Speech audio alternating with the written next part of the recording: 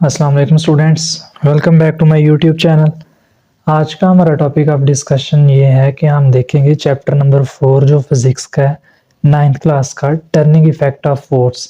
इसमें सबसे important short questions, long questions और एमसीक्यूज कौन से हैं जो कि पेपर पॉइंट ऑफ व्यू में जो है ना स्टूडेंट्स के लिए हेल्पफुल हो सकते हैं।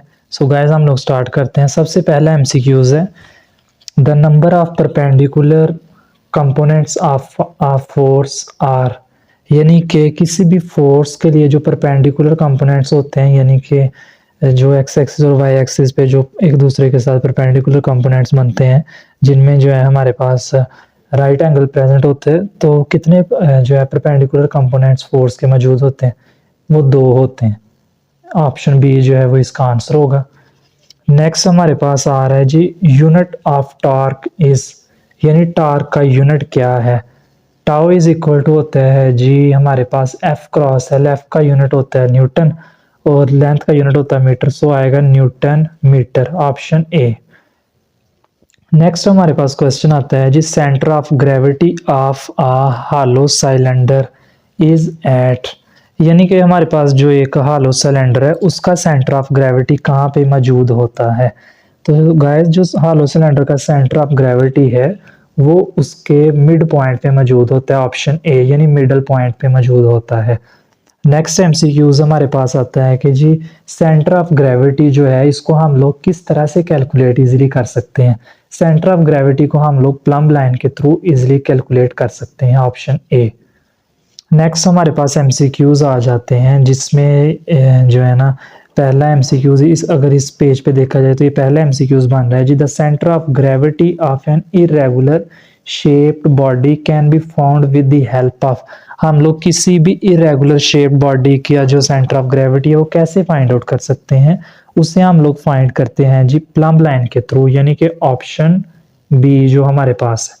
नेक्स्ट है जी, the centre of gravity of a triangle is at, यानी एक ट्राइंगल का जो सेंटर ऑफ ग्रेविटी है वो कहाँ पे मौजूद होता है? वो होता है जी उसके जो हमारे पास मीडियन के इंटरसेक्शंस है वहां पे, यानी option B, point of intersection of medians पे मौजूद होता है। आप उसके बाद एमसीक्यूज नंबर 3 आता है हमारे पास कि the centre of gravity of a uniform dash sheet is the point of intersection of its diagonal, यानी कि अगर हमारे पास डायगोनल पे जो है वो इंटरसेक्शन हो तो वो किस जो है वो बॉडी का सेंटर ऑफ ग्रेविटी पॉइंट बनेगा? वो हमारे पास बनेगा जी एक स्क्वायर का, यानी ऑप्शन डी। नेक्स्ट जो है वो एमसीक्यूज नंबर 4 आ रहा है हमारे पास। इसमें ये है, a couple is formed by, एक कपल कब बनती है? कपल तब बनता है जब जो है वो 2 equal and opposite forces not in the same line, यानी कि 2 इक्वल और अपोजिट फोर्सेस हों लेकिन वो दोनों जो है वो एक डिफरेंट लाइन पे एक्ट करें, तब हमारे पास एक जो है वो कपल बन जाता है। सो गाइस जो अगर हम लोग इसका बेस्ट आंसर देखें तो हमारे पास जो इसका बेस्ट आंसर है, या couple is found by 2 equal and opposite forces not in the same line, ये डी वाला ऑप्शन होगा।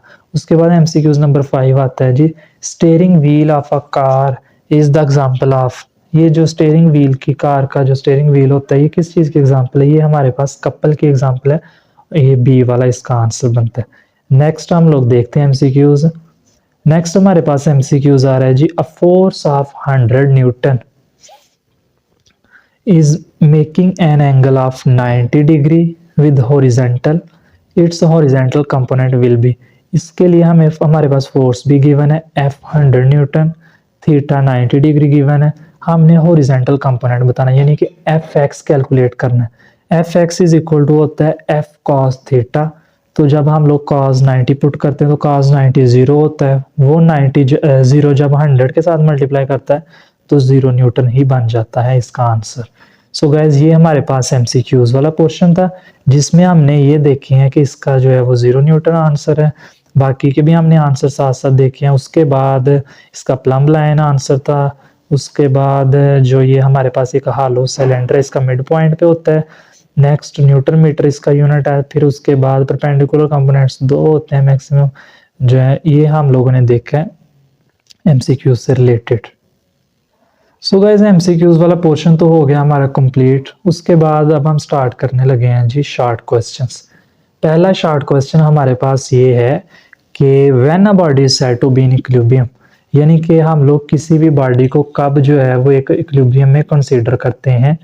तो गाइस यहाँ पे देखा जाए when a body is said to be in equilibrium, a body is said to be in equilibrium if no net force acts on it, यानी कि एक बॉडी तब इक्विलिब्रियम में होगी जब उसके ऊपर कोई भी फोर्स एक्ट ना कर रही हो। For example a car moving with uniform velocity on a level road, ये इसकी डेफिनेशन, और डेफिनेशन के साथ आपने एग्जांपल लाजमी करनी है। नेक्स्ट क्वेश्चन हमारे पास आता है कि जी why the height of a vehicle is kept as low as possible. कह रहे हैं कि किसी भी व्हीकल की जो हाइट होती है उसको कम से कम क्यों रखा जाता है, यानी लो क्यों रखी जाती है व्हीकल की हाइट्स वगैरह। वो इसलिए रखी जाती है because vehicles are made heavy at the bottom, क्योंकि व्हीकल्स को हम लोग जो है वो बॉटम से बहुत ज़्यादा भारी कर देते हैं। अब उसको भारी करने की रीज़न क्या है, देखिए ना, भारी करना तो एक अलग चीज़ है कि जी व्हीकल्स का जो है ना हम लोग वेट इंक्रीज कर दें, उसके साथ साथ हम लोग उसकी हाइट क्यों कम रखते हैं। हाइट इसलिए कम रखते हैं, उसकी मेन रीज़न ये है कि हम लोग सेंटर ऑफ ग्रेविटी को लो से लो कर दें। जब किसी भी चीज़ का, जब व्हीकल का जो है वो सेंटर ऑफ ग्रेविटी लो हो जाएगा तो उसके रिजल्ट में क्या होगा, उसके रिजल्ट में वो बॉडी ज़्यादा से ज़्यादा स्टेबल हो जाएगी, उसके जो है वो हमारे पास एक्सीडेंट के या फिर गिरने के चांसेस कम हो जाएंगे। नेक्स्ट क्वेश्चन आता है हमारे पास कि टार्क में और हमारे पास आता है कि जी टार्क और कपल में क्या फ़र्क है। टार्क क्या चीज़ है जी, turning effect of force is called torque. इसी को हम लोग कहते हैं, टार्क को ही जो है वो दूसरा नाम हम लोग दे देते हैं मूवमेंट ऑफ द बॉडी, या इसको जो है वो अगर हम लोग टार्क के लिए एक इजी जो है वो वर्डिंग अगर यूज़ करें तो वो हमारे पास बनता है जी movement of force.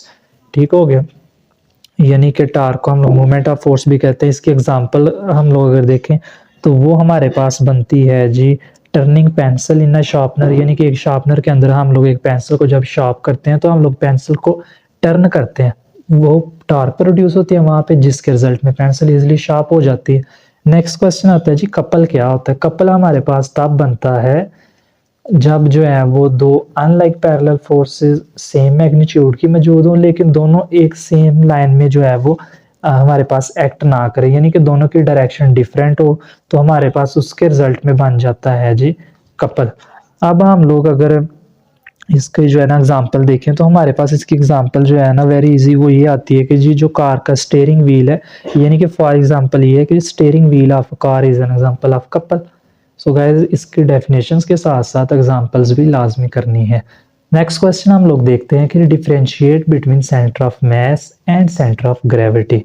Centre of mass क्या होता है। सेंटर ऑफ मास हमारे पास एक ऐसा पॉइंट होता है जहाँ पर तमाम फोर्सेस जो होती हैं वो सिस्टम की जो है ना वो उसको रोटेट करने में जो है वो हेल्प नहीं करती, यानी कि जैसा बॉडी का मास मौजूद होता है वो वैसे का वैसा ही रहता है। यानी कि सेंटर ऑफ मास क्या है, such a point where an applied force causes the system to move without rotation, यानी कि सेंटर ऑफ मास एक ऐसा पॉइंट है जिसकी वजह से बॉडी ने मूव तो करना है लेकिन उसने रोटेट नहीं करना, उस पॉइंट को हम लोग कह देते हैं सेंटर ऑफ मास। दूसरा आता है centre of gravity.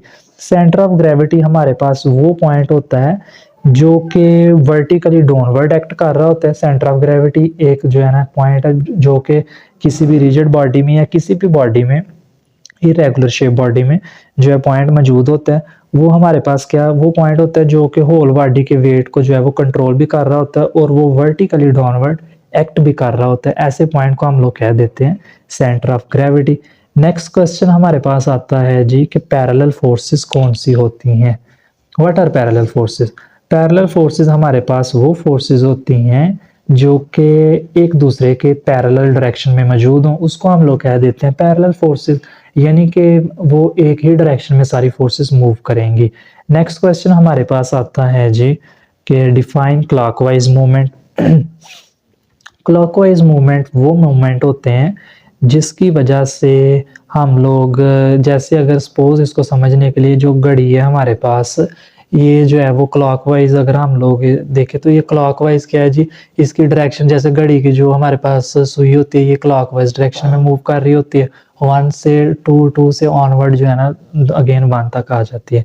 Clockwise movement कौन से मूवमेंट होते हैं जिसके मदद से अगर हम लोग इसको अगर एक जो है वो एक स्पिनर ले लें, एक स्पिनर की मदद से हम लोग एक नट को जो है वो जब टाइट करना शुरू करते हैं तो हम लोग उस स्पिनर को क्लॉकवाइज डायरेक्शन में मूव करते हैं।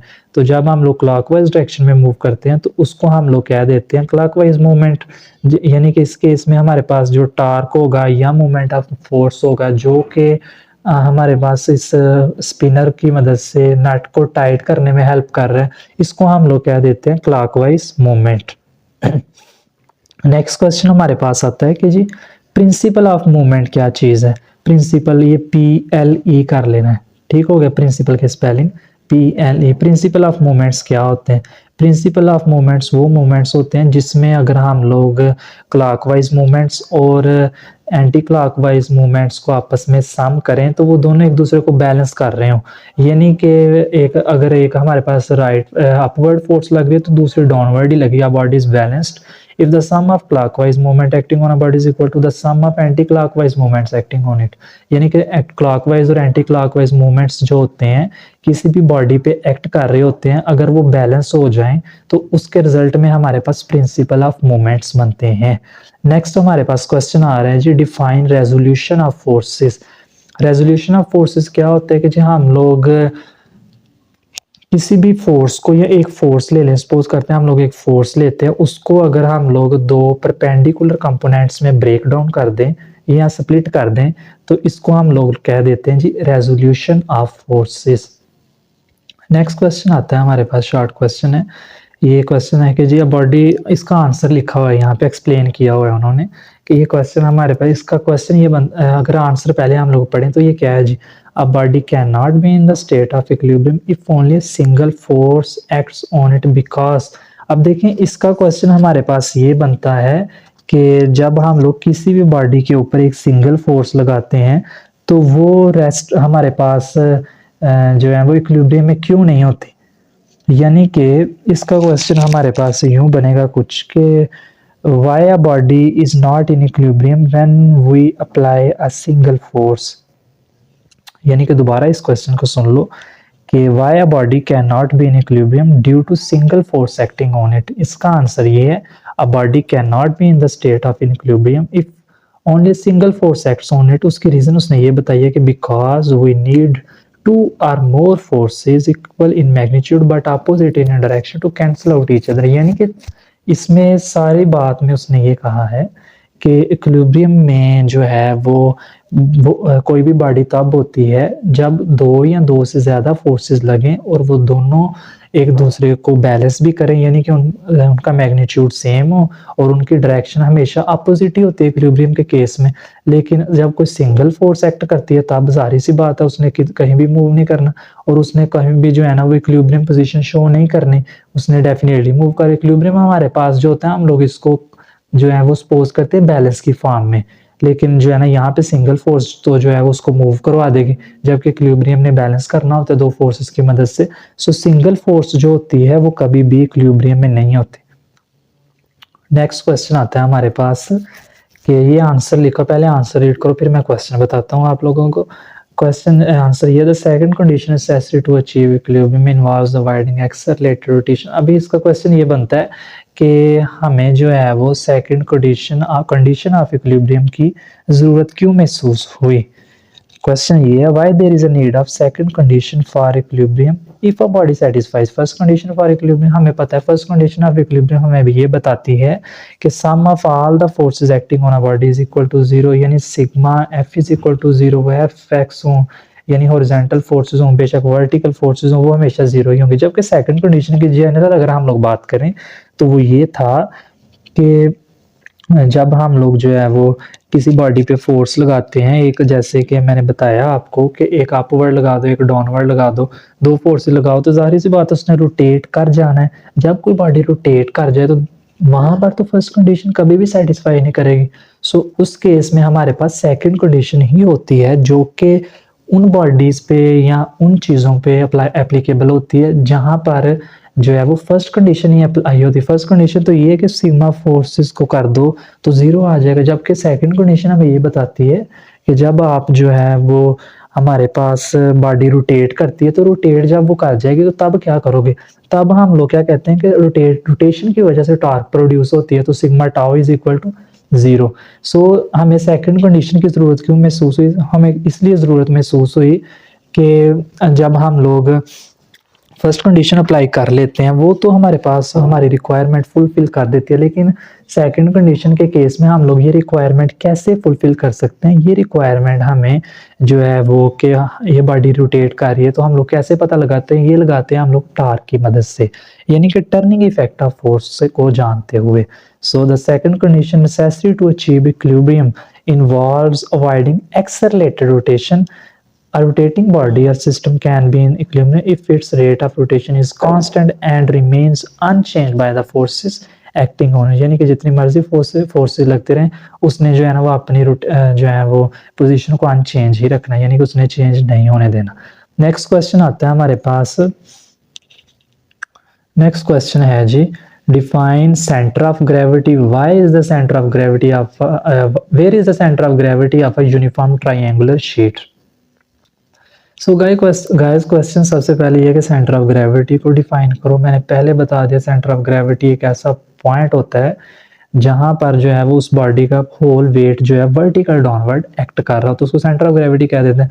जबकि एक ये ट्राइंगुलर शीट है हमारे पास, ये जो बनी हुई है, इसका सेंटर ऑफ ग्रेविटी कहाँ पे मौजूद है? इसका सेंटर ऑफ ग्रेविटी हमारे पास मौजूद है जी इंटरसेक्शन ऑफ इट्स मीडियंस। ये जो पॉइंट है, ये वाला जो पॉइंट है, ये जी, ये क्या शो कर रहा है? ये हमारे पास शो कर रहा है जी इसका जो है वो सेंटर ऑफ ग्रेविटी। और सेंटर ऑफ ग्रेविटी इसका कहाँ पर मौजूद है? सेंटर ऑफ ग्रेविटी हमारे पास इसका जो है ट्राइंगुलर शीट का इसके मीडियंस पे मौजूद है।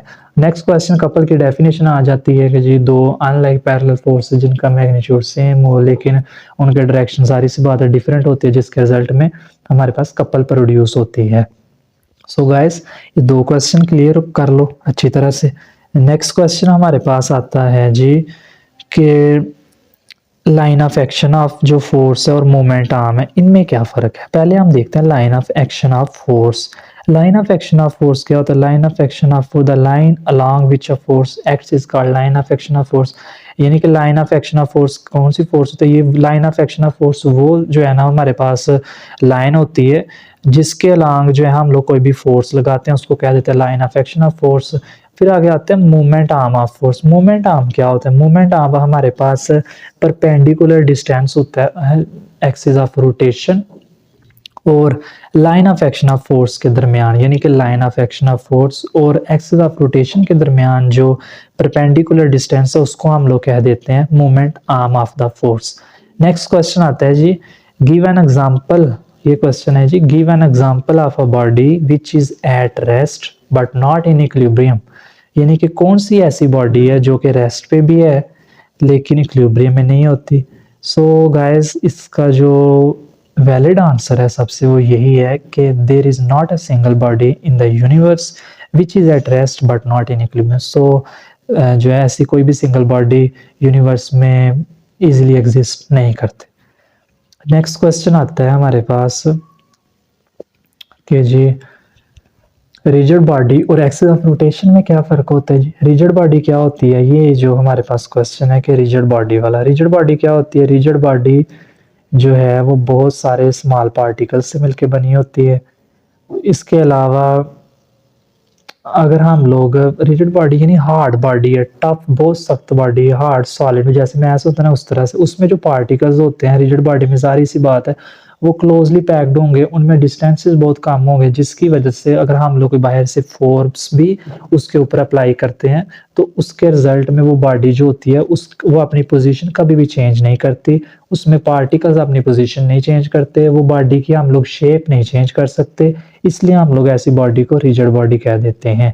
उसके बाद एक्सिस ऑफ रोटेशन क्या होता है? इसको सिंपल समझो गाइस कि एक्सिस ऑफ रोटेशन एक ऐसा पॉइंट होता है जिसके इर्द गिर्द कोई भी बॉडी जो है वो रोटेट करती है, एक्सिस ऑफ रोटेशन कहलाता है। एक्सिस ऑफ रोटेशन यानी कि हमारे पास एक्ट करता है एज ए पिवट पॉइंट जिसके इर्द गिर्द बॉडी ने रोटेट करना होता है। नेक्स्ट क्वेश्चन आता है right the mathematical forms of conditions of torque. So guys ये जो हमारे पास टॉर्क जो है इसकी मैथमेटिकल फॉर्म अगर देखिए सेकंड कंडीशन ऑफ जो हमारे पास है इक्विलिब्रियम इसके अकॉर्डिंग है tau is equal to F cross L. Next question आता है जी A mechanic tightens the nut of a bicycle using a 15 centimetre long spinner, यानी कि ये लेंथ हो गई 15 सेंटीमीटर है। इधर देख लो जी, इसको आप मीटर में कन्वर्ट कर दो, ये बन जाएगा 0.15 metre. By exerting a force of 200 newton, यानी कि फोर्स आ गई 200 न्यूटन। टार्क फाइंड करनी है, टार्क का सिंपल सा फार्मूला जी एफ क्रॉस एल। पहले लेंथ को 15 सेंटीमीटर को 15 को 100 पे डिवाइड करोगे तो सेंटीमीटर मीटर में कन्वर्ट हो जाएगा, 0.15 आ जाएगा। 200 को 0.15 से मल्टीप्लाई करो तो 30 न्यूटन मीटर आ जाएगा। यही इसका आंसर है, यानी कि टार्क जो है वो यहाँ पर जो नेट को टाइट करने में जो है हम लोग यूज कर रहे हैं वो कितना है जी, कितनी प्रोड्यूस हो रही है टार्क, वो 30 न्यूटन हो रही। नेक्स्ट क्वेश्चन आता है गाइस, ये जो है ना पहला क्वेश्चन है जी differentiate between like and unlike forces. Like forces या लाइक पैरेलल फोर्सेस भी कहते हैं। लाइक फोर्सेस कौन सी होती हैं? लाइक फोर्सेस को हम लोग लाइक पैरेलल फोर्सेस भी कहते हैं, जबकि अनलाइक फोर्सेस को हम लोग अनलाइक पैरेलल फोर्सेस भी कहते हैं। फिर लाइक फोर्सेस वो फोर्सेस होती है जो कि सेम ही डायरेक्शन में होती हैं, जबकि अनलाइक फोर्सेस वो फोर्सेस होती हैं जो कि अपोजिट डायरेक्शन में हो, यानी कि एक दूसरे से उनकी डायरेक्शन डिफरेंट हो।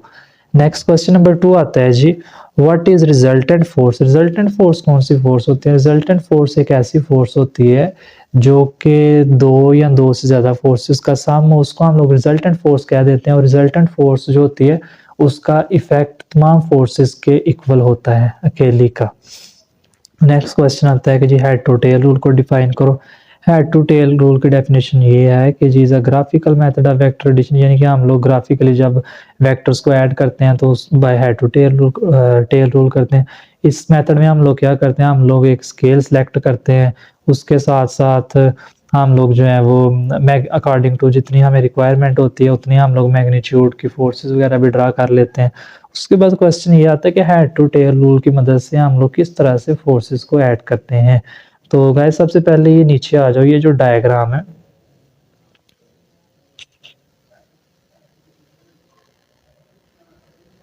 ध्यान से देखना, ये डायग्राम देख लो ध्यान से गाइस।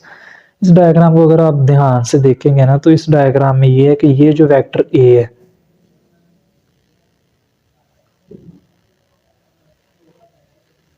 ये जो नीचे वाला ये वाला वेक्टर जो ए है, तो ये पहला वेक्टर हमने ड्रा कर लिया ए। इसका अगर देखा जाए ये वाला जो पॉइंट है ये टेल रीजन है, जबकि ये वाला पॉइंट जो है ये हेड रीजन है। सो ये एक वेक्टर ए हो गया। जबकि हमने दूसरा वेक्टर जब बी ड्रा किया है तो हमने क्या किया कि जी बी वेक्टर की जो टेल है वो ए वेक्टर के हेड के साथ यहाँ पे ज्वाइन कर दी है। फिर नेक्स्ट जो बी वेक्टर का हेड है उसको हमने जो है वो एज ए सिंपल छोड़ दिया, उसको कुछ नहीं किया अभी। फिर हमने एक थर्ड वेक्टर ऐसा ड्रा किया है जिसकी टेल फर्स्ट वेक्टर के साथ ए वाले वेक्टर के साथ जो है वो ज्वाइन की हुई है, जबकि जो हमारे पास लास्ट वेक्टर है इसका क्या है जी, जो हमारा रिजल्टेंट वेक्टर है आर, ये क्या है, ये ए और बी का सम है, यानी कि रिजल्टेंट वेक्टर की टेल ए वेक्टर के साथ ज्वाइन की हुई है, जबकि इसका हेड जो होता है वो बी वाले वेक्टर के साथ फाइनली हमने ज्वाइन किया हुआ है। तो ये आर जो है हमारे पास ये ए और बी जब दोनों को ऐड कर दो तो ये रिजल्टेंट वेक्टर बन जाता है। सो गाइस ये एक सिंपल सा था कि रिजल्टेंट वेक्टर को हम लोग ऐड कैसे करते हैं। ये साथ में सारी थ्योरी भी लिखनी है कि सबसे पहले हम लोगों ने जो है ना एक सूटेबल स्केल लेना है, उसकी मदद से वेक्टर्स जो है वो ऐड करना है, यानी फोर्सेस को। पहला वेक्टर जो होता है उसको ए कह देते हैं। वेक्टर के ऊपर हमेशा जो है वो एक बार लगा दो, यहाँ फिर एरो हेड लगाना चाहिए। दूसरा वेक्टर बी लगाना है जी, उसको वेक्टर बी की जो टेल है उसको वेक्टर ए के जो है वो हेड के साथ इधर जैसे कोइंसाइड किया आपस में, यानी कि उनको अटैच किया हुआ है।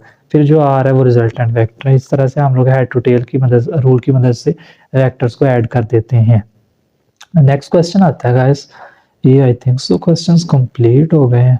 तो गाइस ये थे हमारे पास शॉर्ट क्वेश्चंस के जो है वो हमारे पास जैसे प्रिंसिपल ऑफ मूवमेंट क्या होता है, रेजोल्यूशन ऑफ फोर्सेस क्या होते हैं, और ये जो है वो डिफरेंट शॉर्ट क्वेश्चंस जो है वो यहाँ पर दिए गए हैं। आप इनको अच्छे से सुने और शॉर्ट क्वेश्चंस एटलीस्ट ये तैयार कर लें कि आप जो है वो अपना फाइनल जो है वो अच्छे से क्लियर कर सके। इसके बाद गाइस हमारा रह जाता है क्वेश्चन कि हम लोगों ने लॉन्ग क्वेश्चंस देखने हैं कि पेपर पॉइंट ऑफ व्यू से कौन से इंपॉर्टेंट लॉन्ग क्वेश्चंस हैं, वो मैं आपको बताता हूँ। सो गाइस यहाँ पर हम लोग बात करने लगे हैं लॉन्ग क्वेश्चंस की कि इंपॉर्टेंट लॉन्ग क्वेश्चंस कौन से हैं। सबसे पहला लॉन्ग क्वेश्चन है जी, एक्सप्लेन स्टेट्स ऑफ इक्विलिब्रियम, यानी कि इक्विलिब्रियम की स्टेट्स कौन सी हैं जी, ये बताएं। पहला लॉन्ग क्वेश्चन हो गया। फिर दूसरा लॉन्ग क्वेश्चन आता है जी, स्टेट्स ऑफ इक्विलिब्रियम में कौन कौन सी थी भला जी। इक्विलिब्रियम की स्टेट्स की अगर बात की जाए तो इसमें हमारे पास आ जाता है स्टेबल इक्विलिब्रियम, उसकी डेफिनेशन भी करनी है, एग्जांपल भी करनी है, और साथ में ये भी करना है कि इसका सेंटर ऑफ ग्रेविटी जो है वो हमारे पास क्या होता है, इसके सेंटर ऑफ ग्रेविटी को भी बताना है स्टेबल इक्विलिब्रियम के बारे में। उसके बाद दूसरे नंबर पे स्टेट्स में आती है अनस्टेबल इक्विलिब्रियम, इसकी डेफिनेशन, एग्जांपल और उसका सेंटर ऑफ ग्रेविटी भी लाजमी बताना है। तीसरी टाइप आती है न्यूट्रल इक्विलिब्रियम, इसका भी जैसे पहले दोनों का बताया कि जी डेफिनेशन, एग्जांपल एक करनी है और साथ में सेंटर ऑफ ग्रेविटी के बारे में लाजमी बताना है। सो ये पहला लॉन्ग क्वेश्चन हो जाता है। दूसरा लॉन्ग क्वेश्चन आता है जी, how can a force be resolved into its rectangular components. इस क्वेश्चन को चेंज भी कर सकता है कि जी determination of force by its rectangular components. तो इसमें क्या करना है, पहला जैसे कि रेजोल्यूशन ऑफ फोर्सेस के बारे में बताना है, उसकी डायग्राम भी ड्रा करनी है, F equal to F x plus F y. उसके बाद आपने पैथागोरस थ्योरम को यूज करना है, और पैथागोरस थ्योरम को जब यूज करेंगे तो उसकी मदद से हम लोग फोर्स भी बता देंगे कि यहाँ पे कितनी निकली थी जी। जैसे F equal to F x square plus F y square था और उसका स्क्वायर रूट ले लिया हुआ था होल का। उसके बाद हमने फोर्स की डायरेक्शन भी बतानी है। डायरेक्शन कैसे बतानी थी कि tan theta is equal to F y और एफ एक्स है। इसके अलावा थीटा निकालोगे तो इक्वल के उस साइड पे जाके tan जो है वो tan इनवर्स हो जाएगा एफ वाई और एफ एक्स। ये लॉन्ग क्वेश्चन कंप्लीट अच्छे से अटेम्प्ट करना है। नेक्स्ट क्वेश्चन आता है टॉर्क या मूवमेंट ऑफ फोर्स, भी इस क्वेश्चन को कहते हैं। Define torque, explain it. यहाँ क्वेश्चन आ सकता है कि explain the movement of a force. इसमें सबसे पहले टॉर्क की डेफिनेशन लिखनी है गाइस, उसके बाद रिजिड बॉडी की डेफिनेशन लिखनी है, उसके बाद एक्सिस ऑफ रोटेशन की डेफिनेशन लिख दी है और उसको एक्सप्लेन भी करना है। उसके बाद line of action of force की डेफिनेशन लिखनी है, उसके बाद मूवमेंट आर्म की डेफिनेशन लिखनी है, और एंड पे जो है वो हमारे पास इसका फार्मूला लिखना है जी, tau is equal to F cross L, और टॉर्क का यूनिट भी बताना है कि जो वो न्यूटन मीटर होता है। इसको अच्छे से तैयार करना है लॉन्ग क्वेश्चन को। उसके बाद नेक्स्ट क्वेश्चन आता है जी, define resultant force, also explain head to tail rule. मैंने वो शॉर्ट क्वेश्चन में भी रिजल्टेंट फोर्स की डेफिनेशन करवा दी, उसके बाद हेड टू टेल रूल वाला भी लॉन्ग क्वेश्चन में आ सकता है, इसकी भी पॉसिबिलिटी होती है।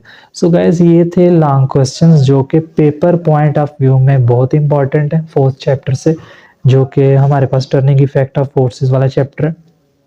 इसके बाद आती है बात हमारे पास न्यूमेरिकल्स की। तो गाइस न्यूमेरिकल को हम देखते हैं वन बाय वन कि कौन से सबसे इंपॉर्टेंट न्यूमेरिकल्स हैं। सो गाइस न्यूमेरिकल्स में देखा जाए तो सबसे पहला जो इंपॉर्टेंट न्यूमेरिकल है वो ये है जी, find the perpendicular components of a force of 50 newton making an angle of 30 degree with x axis.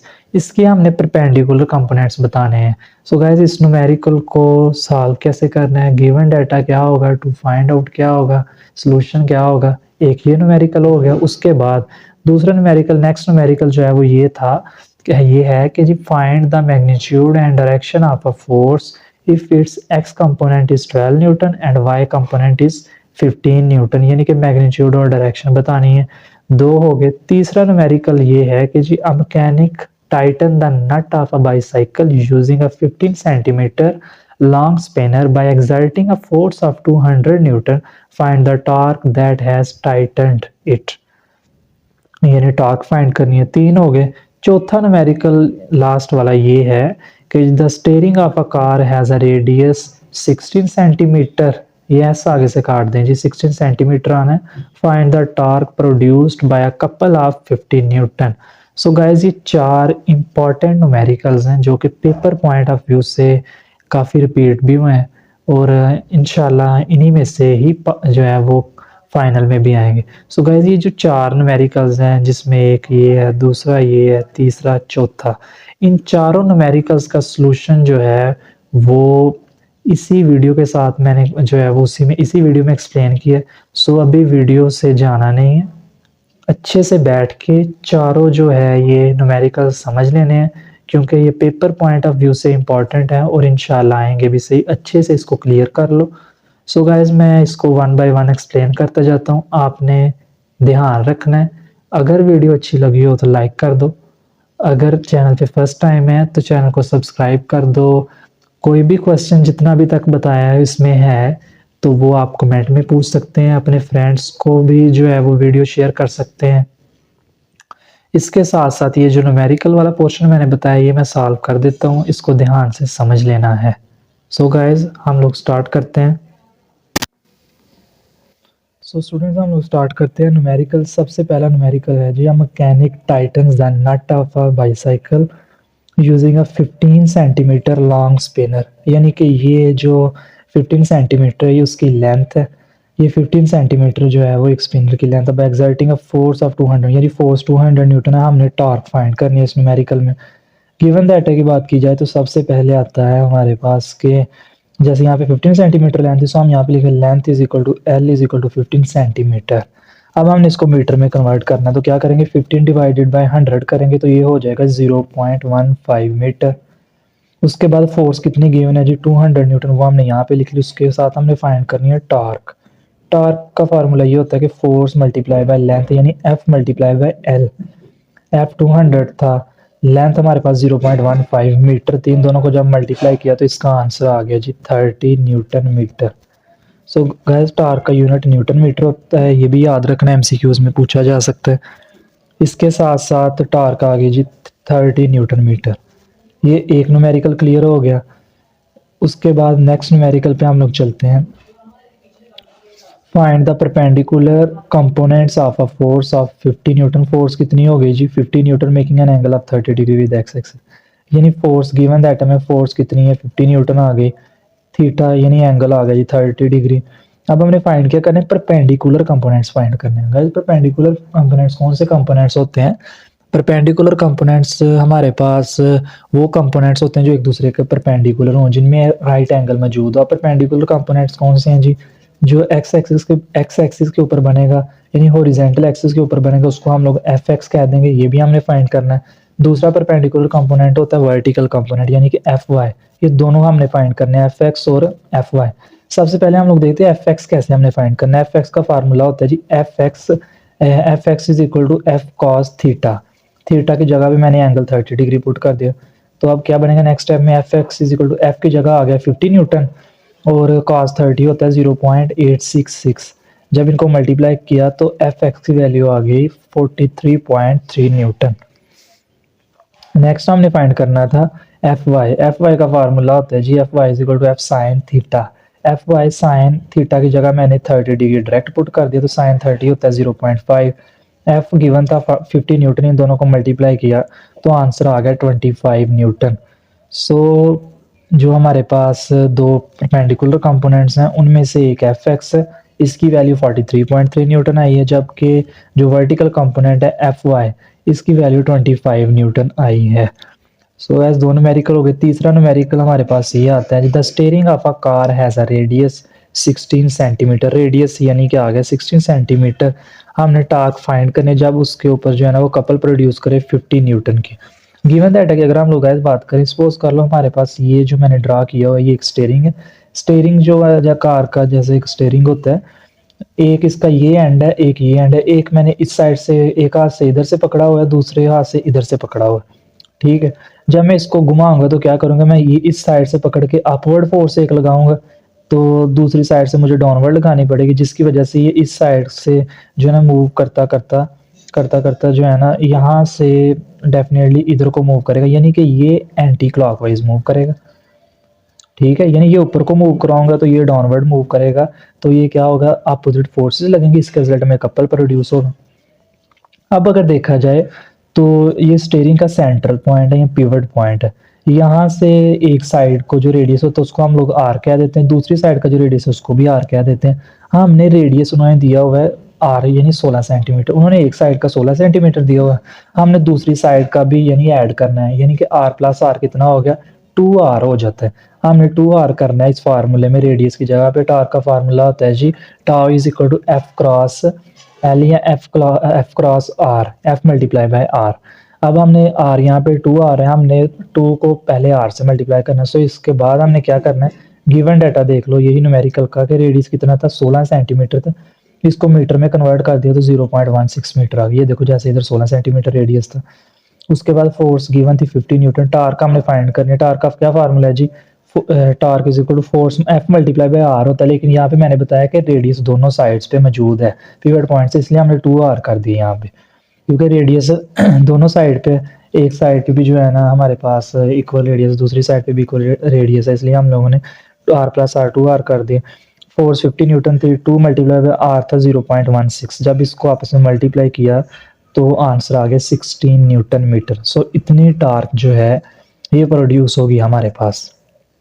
Next question आता है जी हमारे पास कि find the magnitude and direction of force. Magnitude का मतलब ये होता है कि हमने फोर्स फाइंड करनी है, डायरेक्शन का मतलब ये होता है कि हमने थीटा फाइंड करना है, यानी एंगल फाइंड करना है। If its x component is 12 newton, यानी कि अगर उसका एफ एक्स की वैल्यू 12 न्यूटन हो and y component is 5 newton, यानी कि एफ वाई की वैल्यू 5 न्यूटन हो, तो उस वक्त फोर्स की क्या वैल्यू होगी, एंगल की क्या वैल्यू होगी। सबसे पहले हम लोग फोर्स फाइंड करते हैं एफ। वैसे इसका ये फार्मूला हमारे पास होता है कि फोर्स का ये फार्मूला होता है कि एफ का square is equal to F x का स्केयर प्लस एफ वाई का स्केयर। जैसे कैलकुलेटर में हम लोग यहाँ पे ये ऊपर जो मैंने एफ के साथ जो है वो लगाया हुआ है पावर का निशान, ये हमारे पास कैलकुलेटर में भी ऐसे होता है। सो गाइस मोबाइल में भी इसी तरह इसको समझना पड़ेगा आपको कि फोर्स का क्या फार्मूला है कि एफ का square is equal to F x का स्केयर प्लस एफ वाई का स्केयर। अब मैंने क्या किया कि जी एफ का स्केयर इधर ही रहने दिया, एफ एक्स का स्केयर क्या है जी, एफ एक्स की वैल्यू है 12 न्यूटन, 12 न्यूटन का स्केयर ले लेना, एफ एक्स की जगह 12 न्यूटन पुट करना और उसका स्केयर ले लेना। एफ वाई की वैल्यू 5 न्यूटन थी, इसकी जगह 5 न्यूटन पुट करना, उसका स्केयर ले लेना। 12 का स्केयर 144 होता है, 5 का स्केयर 25 होता है, जब इन दोनों को ऐड किया तो 169 न्यूटन बन जाता है गाइस। सो एफ स्केयर किसके इक्वल आ गया, 169 न्यूटन। हाँ हमने तो फाइंड करना है फोर्स, यानी एफ फाइंड करना। फिर हम लोग क्या करेंगे, दोनों साइड्स पे स्केयर रूट लेंगे। जब दोनों साइड पे स्केयर रूट लेंगे तो इधर एफ का स्केयर स्केयर रूट के साथ कैंसिल हो जाएगा, तो एफ निकल आएगा 169 का स्केयर रूट 13 न्यूटन आ जाता है, यानी 13 आ जाता है। फोर्स का यूनिट न्यूटन होता है। सो गाइस यहाँ पर हमने एक चीज़ देखी कि हमारे पास जो फोर्स है यहाँ पर, यानी उसका जो मैग्नीट्यूड है फोर्स का वो 30 न्यूटन है। उसके बाद हमने थीटा फाइंड करना था, यानी कि एंगल भी फाइंड करना था। एंगल किसके इक्वल होता है, एंगल इक्वल होता है जी tan inverse into F y over F x. ये tan के साथ जो मैंने ये ऊपर पावर लगाया हुआ है, ये पावर का साइन है कि जी tan की पावर -1 है। एंगल किसके इक्वल है, tan की power -1 F y over F x. F y की पावर है 5 न्यूटन, जबकि एफ एक्स की पावर है 12 न्यूटन गिवन थी। 5 ओवर 12 करो तो बनता है 0.417, कैलकुलेटर के साथ कर लेना। जब tan इनवर्स 0.417 का लेना तो एंगल बना है 22.6 डिग्री। सो गाइज ये था हमारे पास न्यूमेरिकल, इंपॉर्टेंट भी है, अच्छे से इसको समझ लेना है। उसके बाद अगर बात की जाए गाइज न्यूमेरिकल्स की, जो मैंने ये आपको 4 करवाए हैं, इनमें कोई भी न्यूमेरिकल आपके पास है, सबसे पहले आपने गिवन डाटा की हेडिंग देनी है, फिर टू फाइंड आउट की हेडिंग देनी है, फिर सोल्यूशन की हेडिंग देनी है। इस तरह से जो है इसको समझना है। ये डायग्राम आपको समझाने के लिए जो है यहाँ पे ड्रा की, ये आपने ड्रा नहीं करनी, सिर्फ समझना है। सो गाइस ये हमारे पास था कि जी न्यूमेरिकल्स कौन से इंपॉर्टेंट है 4th चैप्टर में से, टर्निंग इफेक्ट ऑफ फोर्सेस में से। इसको आपने अच्छे से तैयार कर लेना है। कोई भी क्वेश्चन हो आपका, आप कमेंट में पूछ सकते हैं। वीडियो अच्छी लगी हो तो लाजमी लाइक करें। इसके साथ साथ गाइस मैं अपनी नेक्स्ट वीडियो में आपको ये बताऊंगा कि पेपर को अटैम्प्ट कैसे करना है, यानी कि जब आपने जो है वो एग्ज़ाम्स फाइनल देने जाना है या कोई भी टेस्ट दे रहे हैं, तो पेपर को अटैम्प्ट करने का एक मेथड होता है, जिसकी वजह से जो है एग्जामिनर के सामने एक बहुत अच्छा इंप्रेशन पड़ता है और वो स्टूडेंट्स को अच्छे मार्क्स देने के लिए जो है वो फिर रेडी हो जाता है, यानी कि वो फिर कम से कम मार्क्स जो है वो डिटेक्ट करता है आपके। सो गाइस वो आपने रूल्स अच्छे से देख लेना है, सीख लेना है कि हमने पेपर को इसी तरह से अटैम्प्ट करना है। मैं आपको नेक्स्ट वीडियो में बता दूंगा कि पेपर को अटैम्प्ट कैसे करना है। सो गाइस आप मुझे इजाज़त दें, बहुत शुक्रिया, अल्लाह हाफिज़।